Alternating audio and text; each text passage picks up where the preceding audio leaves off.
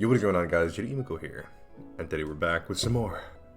Wait for it, Cinderella phenomenon. So, last time we left off, we made some pretty significant progress with Rod, and I, for some reason, just then came to the realization that hey, these two are basically siblings. So that's a little bit strange, but we'll see how it plays out. So yeah, without further ado, let's jump on into it. And before we start, I want to let you guys know that the new occult rewrite series that I've just started last video, it's getting pretty interesting so far. Let me tell you. So I highly recommend that you go and check that series out. I will be getting some more videos out on it soon, and it's gonna be good. Trust me. All right, let's continue. Rod chapter 7, I suppose that's where we have left off.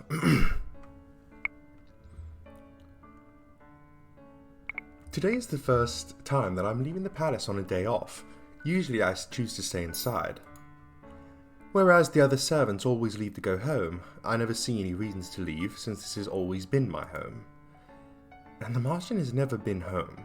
Besides, it's not as if I want to return, not after that conversation we all shared last time. Thus, I have spent most of my days asking questions about Mother's reign, inquiring when and where I can.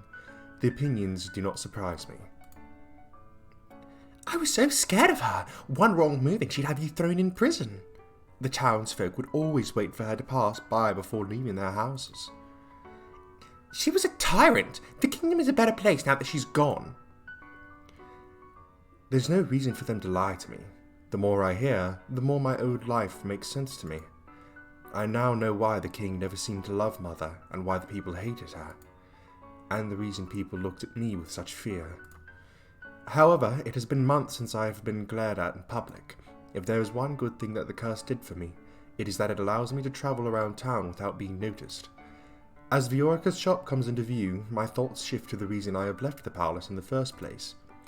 If Rod will not tell me anything, I will have to ask the Orca. She must be related in some way to his curse. I pause outside the door to the toy shop. With a deep breath, I push the door open. Welcome!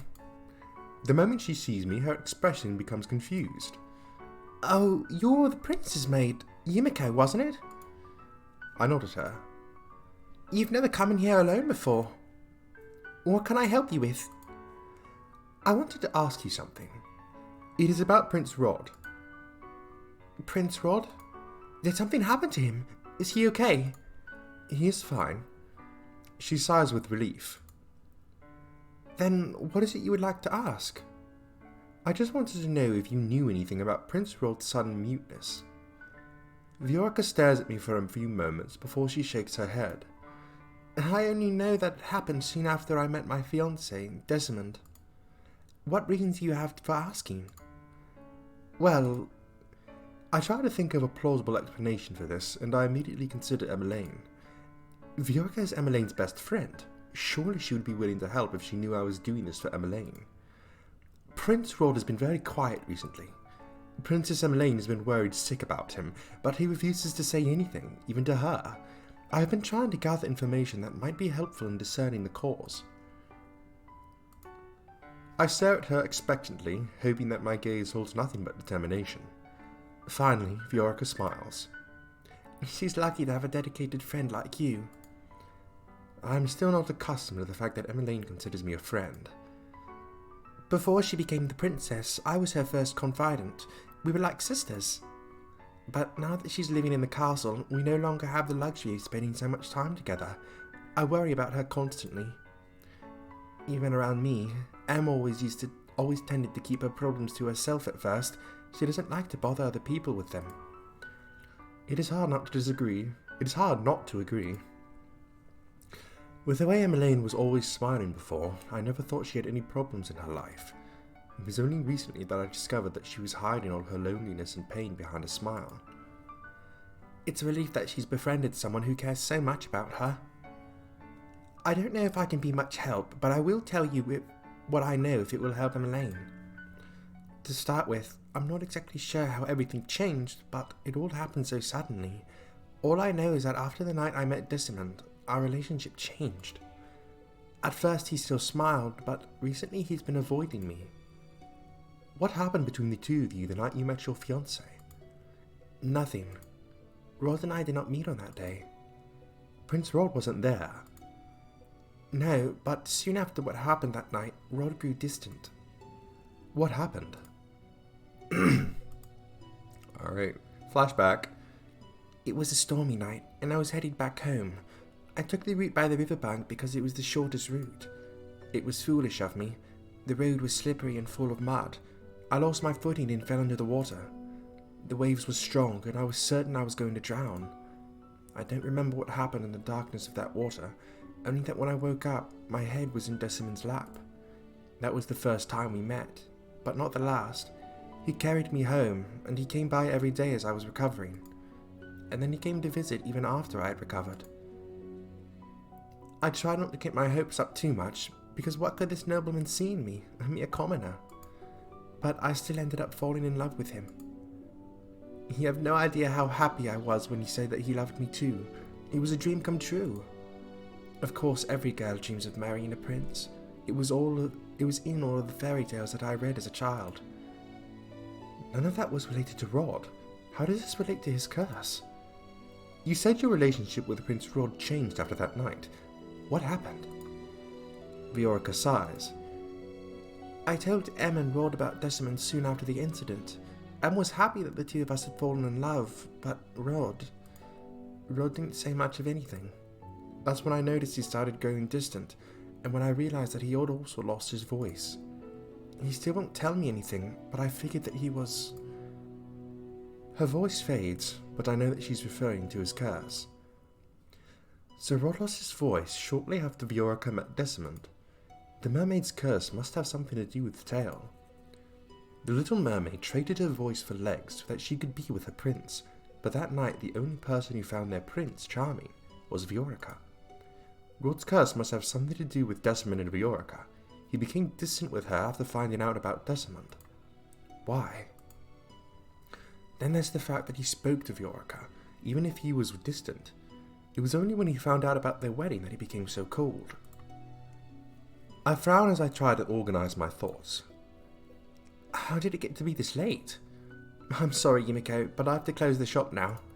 Sorry for this story. I know it has nothing to do with Rod, but it was after that incident that he began to act strangely. I don't think I was much help, but... I shake my head. You have told me what you could. Viorica walks me to the door, opening it so that the both of us can step out onto the street together. I really hope that you're able to help Emmeline and Rod. I hope so too. Did you see Ophelia the other day? I catch sight of two noblewomen sitting on a bench together, not too far away from the toy shop. They are referring to Ophelia without her title. How disrespectful. Who would have thought that a peasant like her could almost look like royalty? But her dress, as the queen, she ought to be wearing silks rather than satin. I don't know why, but I bristle at their comments. Everyone is entitled to their opinion, but the very fact that they are speaking so bluntly in public means that they have little to worry of being overheard. I'm still not sure what the king saw in her. Well, you know what they say about ladies lacking natural beauty. Her talents must lie in other, more persuasive areas. She must be very persuasive indeed if the king thought it worthwhile to marry her. As the two women laugh, I feel something hot begin to burn in my stomach. Viorica takes in a sharp breath beside me. Since I became a maid in the palace, Ophelia has been nothing but kind to me, a mere servant. She has all the right to flaunt her status and title, yet she remains humble. I now know that this is why everyone at the palace loves her. A common woman like her can only keep a man's attention for so long. I start walking towards them without thinking. Yumeko, I wouldn't... You have no right to say those things about the Queen. The two women are clearly surprised at my interruption. Both of them glare at me. And you have no right to eavesdrop on us. Eavesdropping? Anyone could have heard you. Their mouths fall open. One of the women looks at me for a long time, then sneers suddenly, as if something has occurred to her. I thought you looked familiar.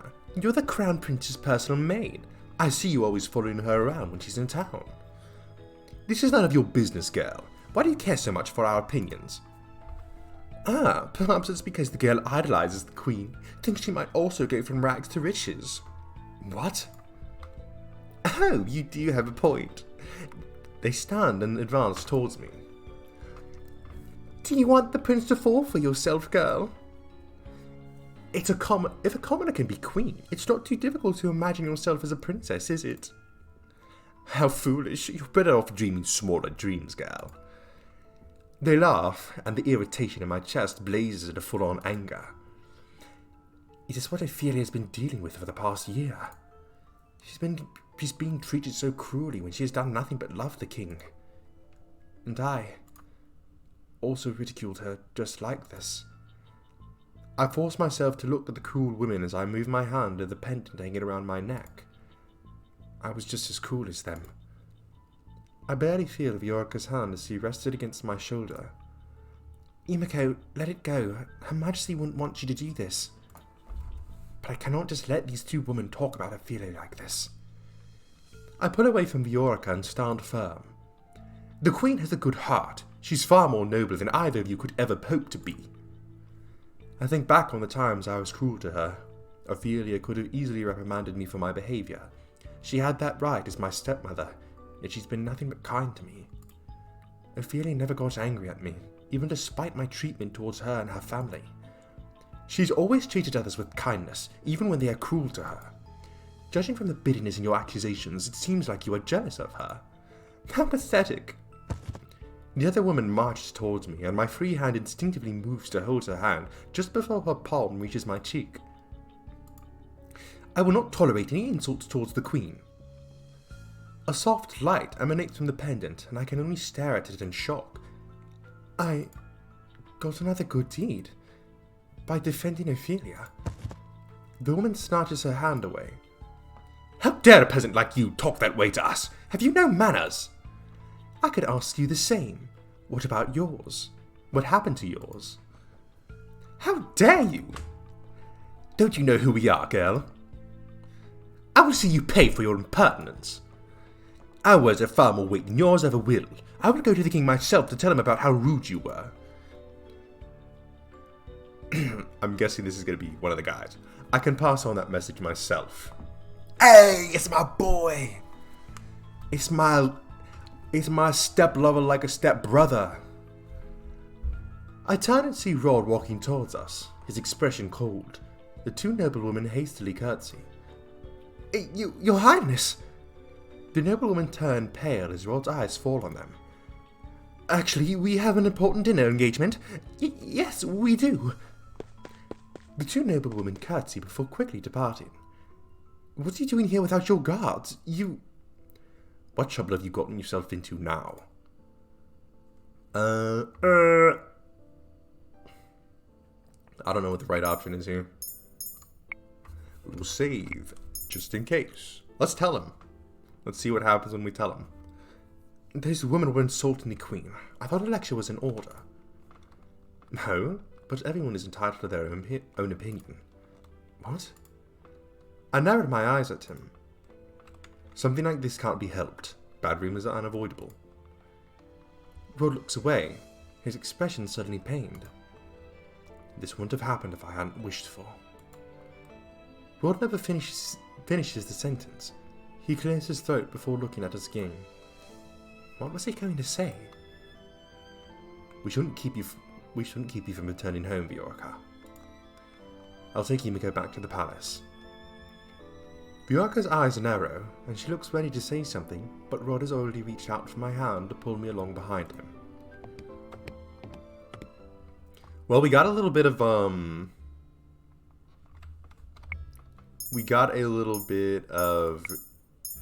info there. So he clearly, I'm guessing he wished to be with her,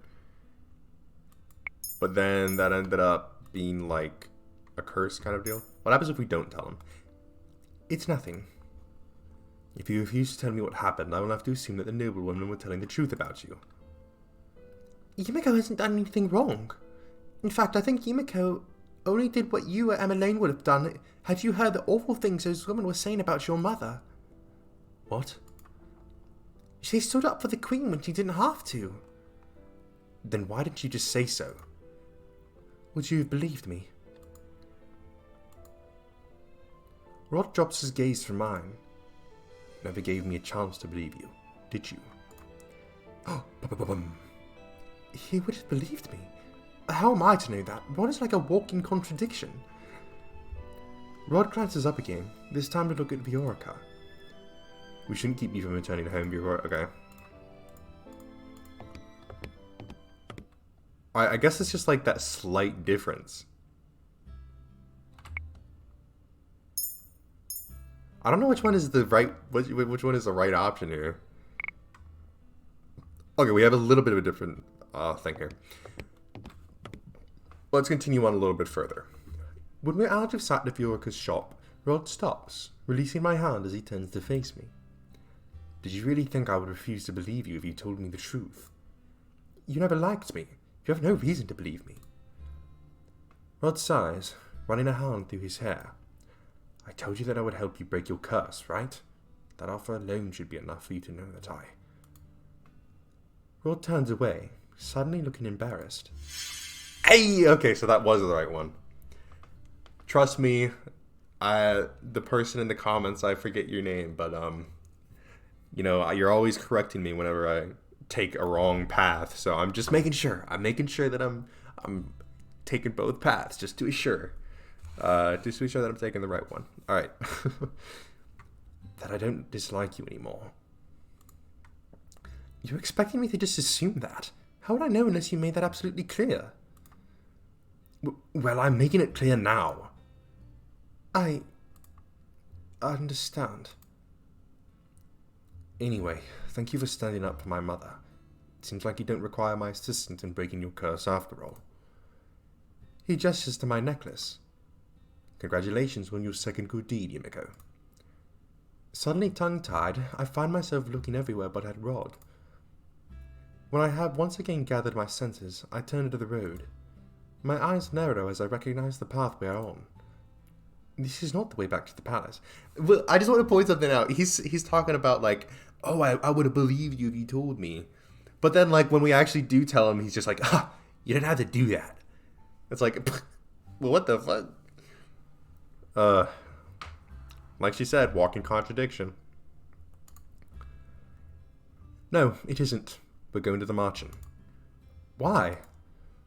Because I was on my way there before I was forced to take a detour because someone was drawing attention to herself. What? Rod ignores me, and we walk the rest of the way to the marching in silence. Walt is the only person in the reception room when we enter. God, I have not done his voice for so long, I don't even know what I did. Prince Rod! Ah! Princess! Let's get a little more dialogue from him. There we go. It's a little late for the two of you to be here. I had meant to be here earlier. Is Lady Parfait here? Walt nods. I'll go get her. Wait here. Ah, that was horrible. As soon as Walt leaves us alone, Rod turns to me, his expression rigid. Rod steps closer and grabs my shoulders. Oh my god! Let's go! I wasn't able to say so earlier because you were out in public, but you should know just how much danger you're in now, and yet you thought it was okay to go around on your own. It was my day off. It was my day off today. It's not unreasonable for me to want to spend time by myself. Time to yourself. Don't you understand the meaning of be careful? Why would you do something as foolish as going out into town alone? I cannot help but bristle at his tone. Why are you so angry? Because you're... Rod trails off and looks away. Because you're family. So you're finally acknowledging me as family. I notice his cheeks turning red. To be honest, you're less of a family member and more just... important. Important?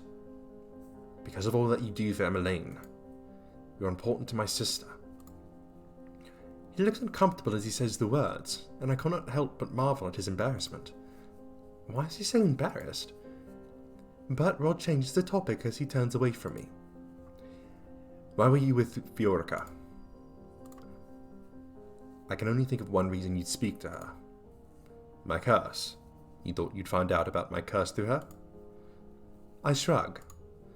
I can only assume that your curse has something to do with Orca. I look up when Rod says something, then stare at the curious sight before me. He has taken Sebi off his shoulder and is holding the doll in his hands, away from his face. The two seem to be engaged in some silent conversation. Then, gently, Sebi speaks words I can hear. This is the right thing to do. You need to let her help you, Rod. Rod bites down on his lower lip before briefly closing his eyes. Eventually, he turns Sebi to his usual spot on his shoulder and turns to me. Fine. You're stubborn and you're not going to quit investigating unless I tell you, are you? You're right. Orca is the reason I was cursed. Rod sits down on the settee and lets out a heavy sigh. His eyes are far away as he speaks to me. I was in love with Orca, but I wasn't brave enough to tell her. I just followed her around like some kind of puppy. One day, Orca hadn't come home, and it was raining very heavily, so I went out to look for her. I found her walking along the bank of the river. I called out to tell her to be careful, but I don't think she ever heard me. She slipped and... Rod swallows. He clenches one of his hands into a fist. She fell into the river. I dived in after her. I somehow managed to get both of us onto the riverbank, but it didn't look like Orca was breathing. I didn't know what to do. I started panicking. I ran off to try and find help, but I couldn't find anyone in the storm. When I returned, she was gone. I rushed to her house and a doctor was already there tending to her along with... Desmond. Rod's gaze is vacant as he nods. When Orca began to fall in love with Desmond, I felt hopeless. Did you not tell her that you were the one that saved her? Why would I? Orca was so happy believing that she and Desmond were fated to be together. I couldn't do that to her. But surely if you told her... Rod interrupts me. I want the people I love to be happy. I don't care if their happiness causes me pain. I'd rather bear that alone instead of bringing down those around me. My chest aches as I watch Rod's face. I never would have guessed that Rod would be so... selfless. But that didn't stop me from thinking that I could still make her love me instead. I decided to become what I thought Orca wanted most, the Prince Charming of the fairy tales she so adored. And so I asked the witch to turn me into one. She stole my voice in exchange. Only then did I realize that she had inflicted the fairy tale curse upon me, the mermaid's curse. The next day the king turned up at our house, proclaiming that he'd been looking for my mother for years, and that he'd never stopped loving her. When the king married my mother, I became a prince. It was just as the witch promised. But it didn't matter. I didn't see it when I made the deal with the witch, but I couldn't be blind to it forever. Desmond and Orca really do love each other. They make each other happy. Nothing I can do will ever change that. Rod, Prince Rod? Oh! Parfait pauses in her tracks when she sees me. Have I interrupted something? No. Rod moves over to Parfait, but he stops to glance back at me. I won't be long. Parfait looks at Rod and then at me, her face puzzled, but she does not say a word as Rod and her leave the room. Alrighty, damn. So we finally know. We're gonna end it right there. Head back to the main menu. Yes, all should be good there. Alright, well, some interesting stuff there. So we finally know how he got his curse. He saves the girl. Girl doesn't realize it. And then, dang, bro, I feel bad for Rod. He goes out of his way to, like, save her. And then she falls in love with some other dude who she thinks saved her. So, that's pretty interesting. But I wonder, if he breaks his curse, will the king still stay married with Ophelia? Like, that's my question here, because if they only got married in the first place because of the curse, if the curse breaks, will he still hold those same feelings? Because I'm pretty sure he did love Ophelia even beforehand. So, that's maybe a possibility. Fairly coincidental, but maybe possible. But anyways, that's going to be it for this time. If you guys enjoyed, make sure to leave a like on the video and tell me in the comment section below what you would like to see me play next. If you enjoyed this series or any other videos or series on my channel, then I highly recommend that you hit the subscribe button and turn on the post notifications so you'll be notified when a new one of those videos comes out. Anyways, that's it from me, and I'll see you in the next one.